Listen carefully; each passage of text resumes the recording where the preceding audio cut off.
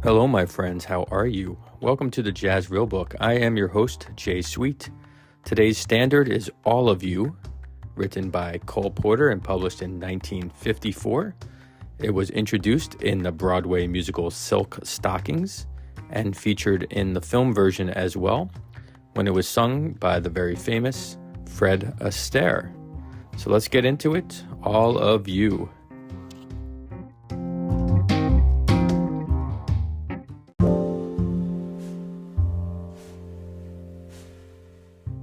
All right, let's dive right into our For the Jazz Nerd section.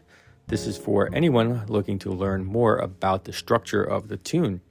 All of You is a 32-bar tune separated by two 16-bar sections. Melodically, the piece is held together by a short rhythmic motif that's a dotted half note followed by a quarter note.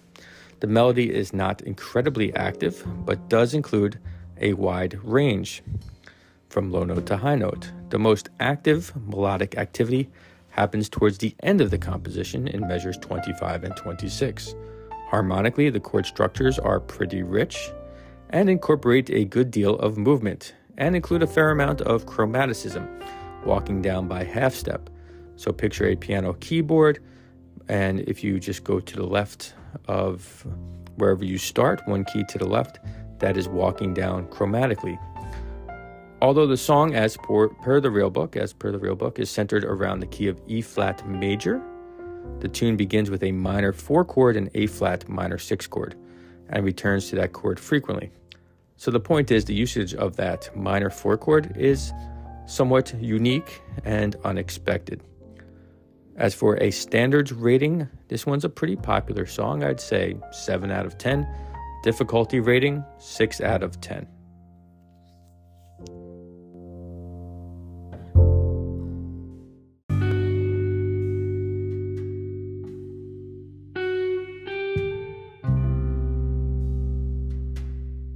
All right, so now it's time to learn about Cole Porter. Cole Porter was born in 1891 in Peru, Indiana.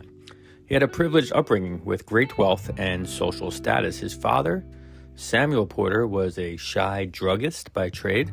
His mother, the daughter of James Omar Cole, who enjoyed financial prosperity from the timber and the coal industry. With minimal financial stress, Cole had the freedom to study, travel, and to develop at his own pace. Porter had early violin and piano lessons, and his interest in music, encouraged by his parents, led him to Yale, where he studied English but minored in music. During his time at Yale, his extracurricular activities included singing and piano performances, and later he switched to Harvard Law School. Harvard Law? What, like it's hard? But eventually switched his major from law to music.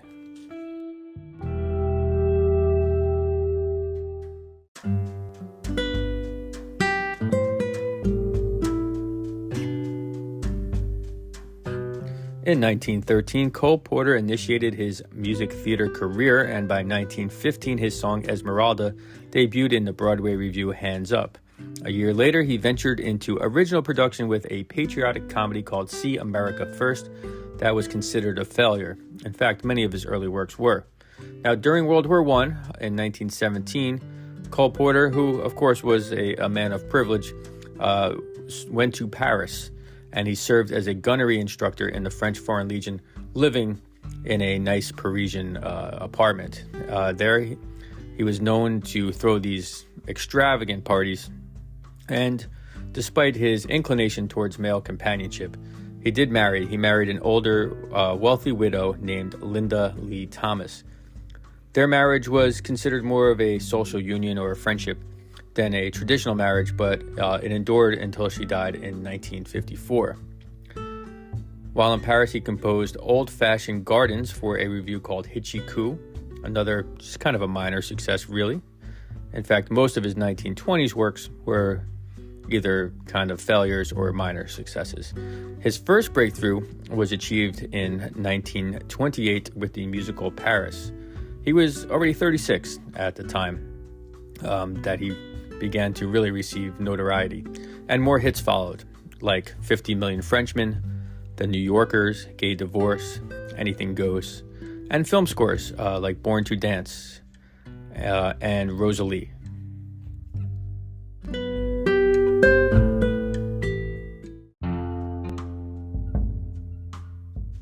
In 1937, Cole Porter had a horse fall on top of him, crushing both of his legs. And even though the doctors recommended it, he refused amputation. Instead, he went through a long, painful recovery and did regain the usage of his legs for some time. He resumed his career by writing more hits: Leave It to Me, 1938, Du Barry Was a Lady, 1939, Broadway Melody, 1939 as well.